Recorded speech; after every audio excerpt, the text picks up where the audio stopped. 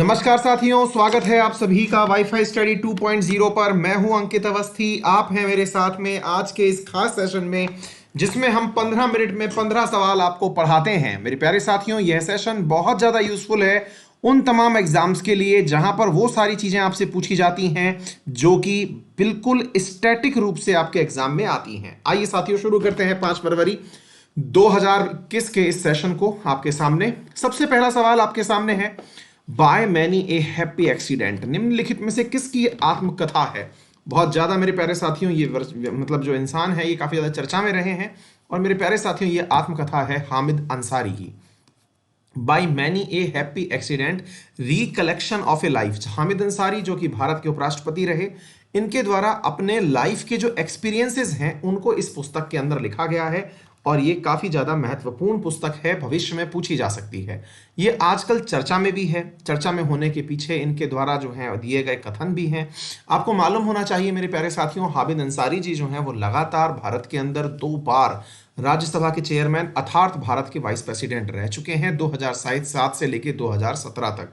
इन्होंने एम्बेसडर के पद पर भी कार्य किया है। यूएई, अफगानिस्तान, ईरान, सऊदी, इन सभी जगह पर भारत के जहां जहां हाई कमिश्नरेट थे वहां पर ये पद पर रह चुके हैं।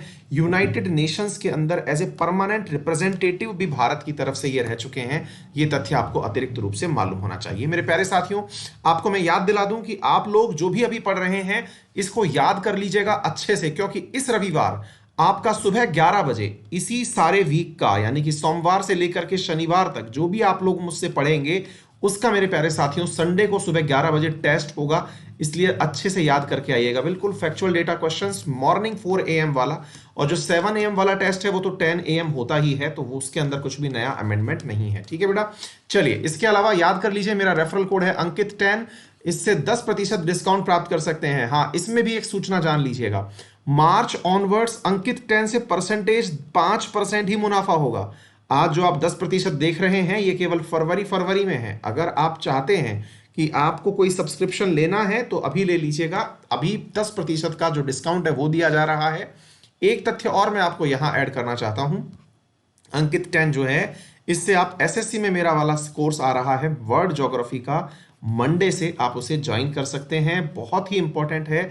वर्ल्ड ज्योग्राफी के साथ साथ एक जानकारी और ले लीजिए, हाल ही में मैं स्पेशल क्लासेस पढ़ा रहा हूं मॉर्निंग में जिसमें मैं मैपिंग सिखा रहा हूं। तो मेरे प्यारे साथियों, मैपिंग की क्लास बहुत ही ज़्यादा पसंदीदा क्लास है विद्यार्थियों की। फ्री क्लास है अनअकैडमी लर्निंग ऐप पर, स्पेशल क्लास है। इसके लिए आप अपने मोबाइल में अनअकैडमी लर्निंग ऐप इंस्टॉल करके अंकित अवस्थी सर्च करिए, रेफरल कोड में अंकित 10 डालिए। मेरी स्पेशल क्लासेस की लिंक आपको इस क्लास के नीचे कमेंट बॉक्स में भी मिल जाएगी। चलते हैं आगे। सवाल पूछा जा रहा है, हाल ही में वर्ष 2021-22 के लिए रक्षा बजट को बढ़ाकर कितना कर दिया गया है। तो मेरे प्यारे साथियों, रक्षा बजट को बढ़ा करके हाल ही में 4.78 लाख या 4.78 लाख कर दिया गया है, लाख करोड़ कर दिया गया है। ये बहुत ही महत्वपूर्ण तथ्य है जो आप लोगों को याद होना चाहिए। 19% इंक्रीज किया गया है कैपिटल आउटले को, ये मालूम होना चाहिए। ठीक है, इसके साथ साथ मैं आपको यह भी बता दूं कि लास्ट ईयर जो था उसके अंदर यहां पर जो मतलब इसका खर्च है वो बढ़ाया गया है, लेकिन याद रखिएगा यहां पर जो है ना परसेंटेज के अंदर वृद्धि मात्र 1.4% हुई है। क्यों? क्योंकि लास्ट ईयर 4.71% था, अब 4.78% है। यहां पर हुआ यह है कि ये 19% जो है इसके अंदर कैपिटल विकसित करने में लगाया जाएगा। लेट से बहुत सारे इंस्ट्रूमेंट परचेज करने में खर्च किया जाएगा।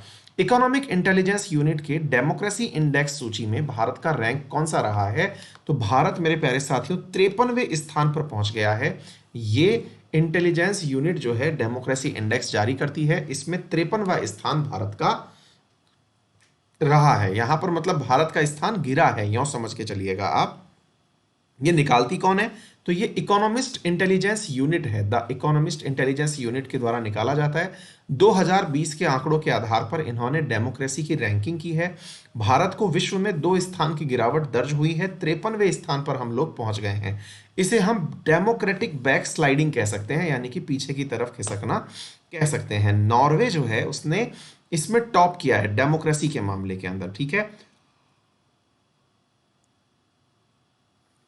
इसके अलावा आइसलैंड, स्वीडन और न्यूजीलैंड, कनाडा जो है वो भी टॉप 5 के अंदर रहे हैं, इन्हें याद कर सकते हैं।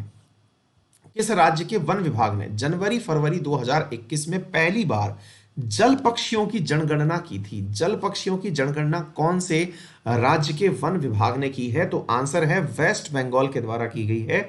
54 विभिन्न लोकेशंस पर 12वीं जो है 12th जनगणना है वेस्ट बंगाल की, जो 2 फरवरी से शुरू की गई है और यहाँ पर 800 लोग इन्वॉल्व हुए हैं। पक्षी जनगणना है, 54 विभिन्न स्थानों पर ये मेरे प्यारे साथियों की गई है। ठीक है ना। यहाँ के principal chief conservator of forest कौन है? तो विनय कुमार यादव है और ये फॉरेस्ट की सबसे ऊंची पोस्ट होती है, प्रशासनिक पद होता है। ठीक है, तो ये आपको अतिरिक्त रूप से जान लेना चाहिए। सुंदरवन में पहली बार काले गर्दन वाली ग्रीब का पता चला है, ये तथ्य आप लोग अतिरिक्त रूप से याद रख सकते हैं।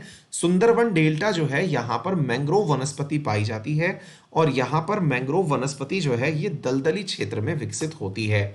बात वेस्ट बंगाल की जाए तो बांग्लादेश के साथ सबसे अधिक बॉर्डर बांग्लादेश के साथ वेस्ट बंगाल ही साझा करता है। इसके अलावा ये नेपाल और भूटान के साथ साथ बॉर्डर भी बनाता है। हाल ही में तमिलनाडु ने निम्नलिखित में से किस आर्द्र भूमि को पक्षी अभयारण्य घोषित करने की घोषणा की है? ये तथ्य अगेन एक बहुत ही महत्वपूर्ण तथ्य है, याद रखिएगा। मूव है हाल ही में काली वाली वेटलैंड सेंचुरी को, मेरे प्यारे साथियों, हाल ही में ये आर्द्र भूमि को एक सेंचुरी के रूप में घोषित किया गया है।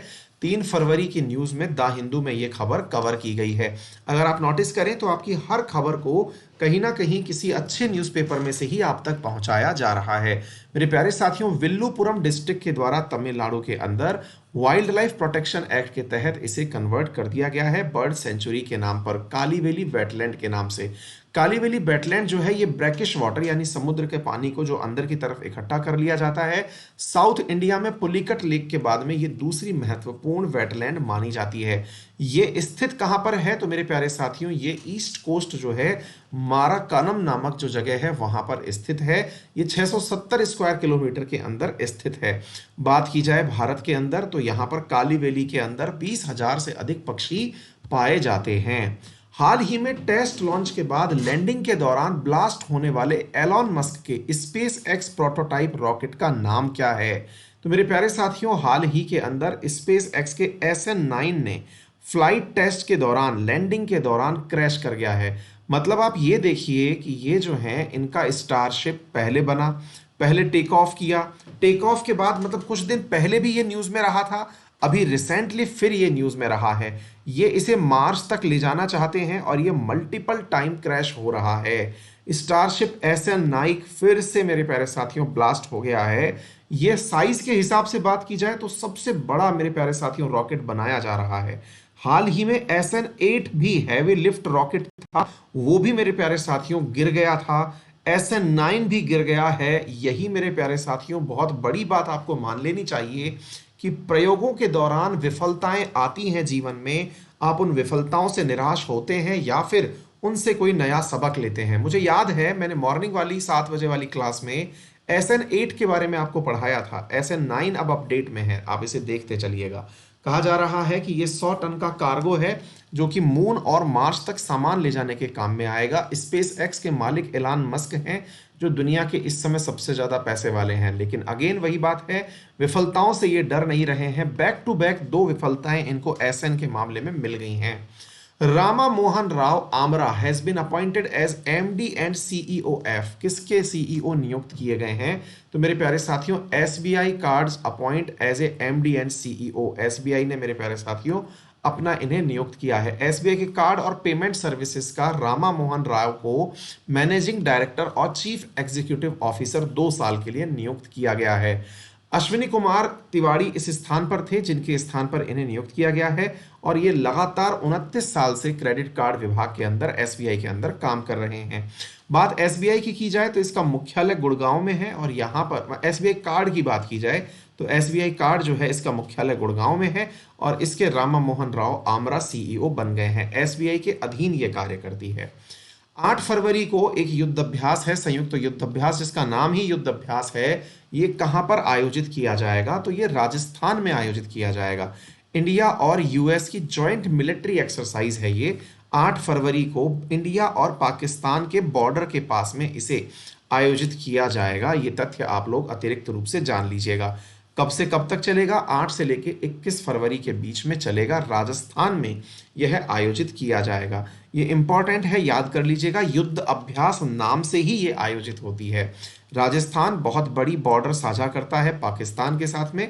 राजस्थान के अलावा पंजाब, कश्मीर, गुजरात, ये भी मेरे प्यारे साथियों बॉर्डर साझा करते हैं।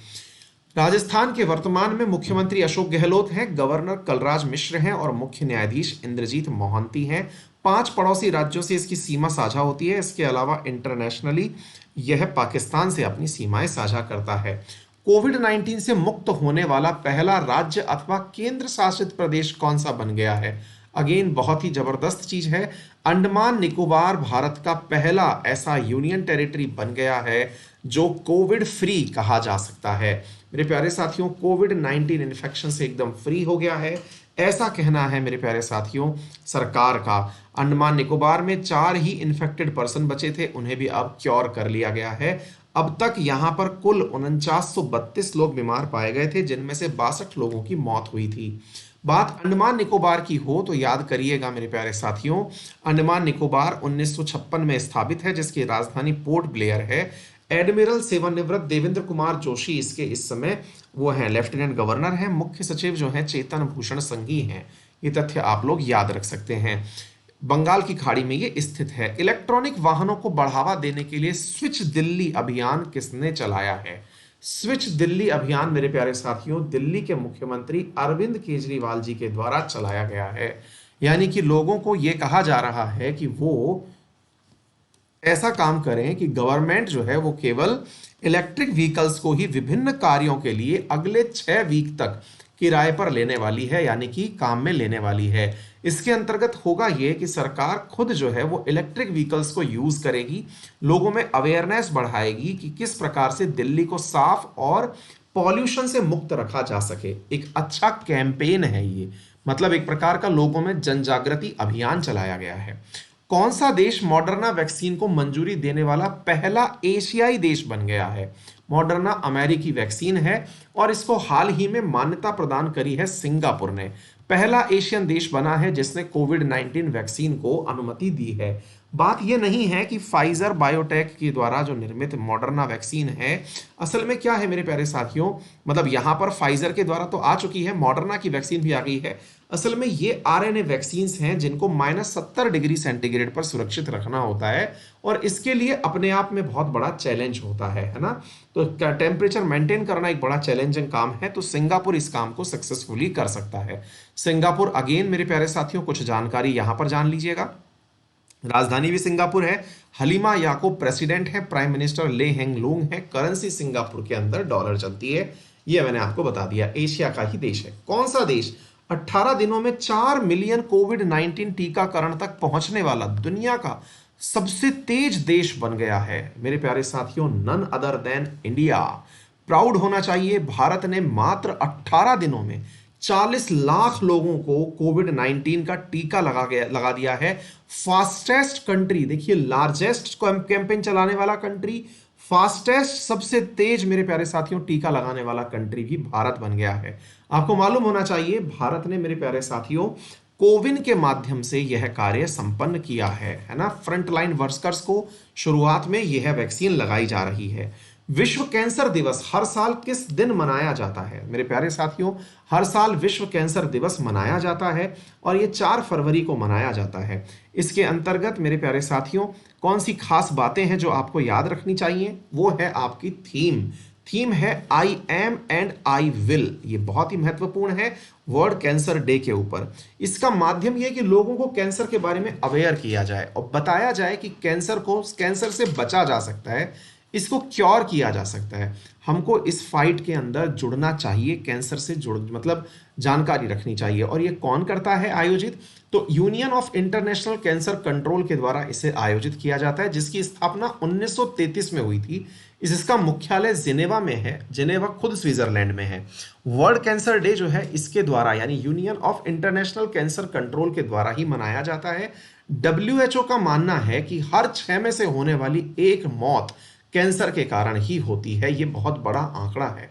मेरे प्यारे साथियों, वर्ल्ड कैंसर डे की शुरुआत 2000 से की गई थी। वर्ष 2000 से इसे मनाया जा रहा है और theme I am and I will जो है ये आज की थीम है, इसे आप याद रख सकते हैं। There is no time for negative energy during cancer, you need to be around people who inspire, challenge and make you better. यानी कि कैंसर से जूझने के लिए पॉजिटिविटी बहुत ज्यादा जरूरी है, ऐसा अवेयरनेस कैंपेन में कहा गया है। इंडियन प्रीमियर लीग में 150 करोड़ रुपए कमाने वाले पहले क्रिकेटर कौन से बन गए हैं? तो भैया बात ऐसी है कि एम एस धोनी पहले क्रिकेटर ऐसे बन गए हैं जिन्होंने 150 करोड़ रुपए अब तक मतलब ये कमा लिए हैं। किन्होंने?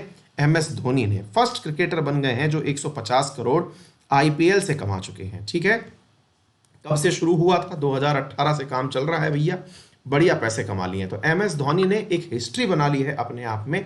Dhoni who has been the leading yellow army, ये मैंने आप लोगों को बता दिया। अभी 15 करोड़ एक सीजन के ये ले रहे हैं। ये अब तक 150 करोड़ रुपए कमा चुके हैं। हाल ही में किस भारतीय क्रिकेटर ने सभी प्रकार के क्रिकेट प्रारूपों से संन्यास की घोषणा कर दी है? तो भैया ये हैं अशोक डिंडा। इन्होंने रिटायरमेंट की घोषणा कर दी है सभी प्रारूपों से। ये अब तक 420 फर्स्ट क्लास क्रिकेट खेल चुके हैं और इनमें से 13 ओडीआई यानी वनडे इंटरनेशनल हैं, 9 टी20 हैं और मेरे प्यारे साथियों ये अब तक 12 वनडे इंटरनेशनल में और 17 टी20 के अंदर विकेट ले चुके हैं। तो इनका डेब्यू हुआ था 2010 में और ये बंगाल से बिलोंग करते हैं। इन्होंने अभी कहा है कि ये क्रिकेट में से इस्तीफा दे रहे हैं, यानी कि संन्यास ले रहे हैं। तो ये था मेरे प्यारे साथियों आपके सामने 15 मिनट में 15 सवालों का सेशन। उम्मीद है कि आपको ये सेशन अच्छा लगा होगा। अपने साथियों से इसे शेयर करना ना भूलें। रेफरल कोड अंकित 10 यूज करें। मेरी स्पेशल क्लास जरूर देखें, बहुत इंपॉर्टेंट है, बहुत ही आपको फ्रूटफुल साबित होगी मैपिंग की क्लास। आज हम लोग अफ्रीका का पार्ट 2 करने वाले हैं, बहुत इंपॉर्टेंट क्लास है। तो आपको क्लास में फिर मिलते हैं। Till then take care, bye bye, see you. 7 बजे न्यूज एंड एनालिसिस शो इसी चैनल पर। Thank you so much.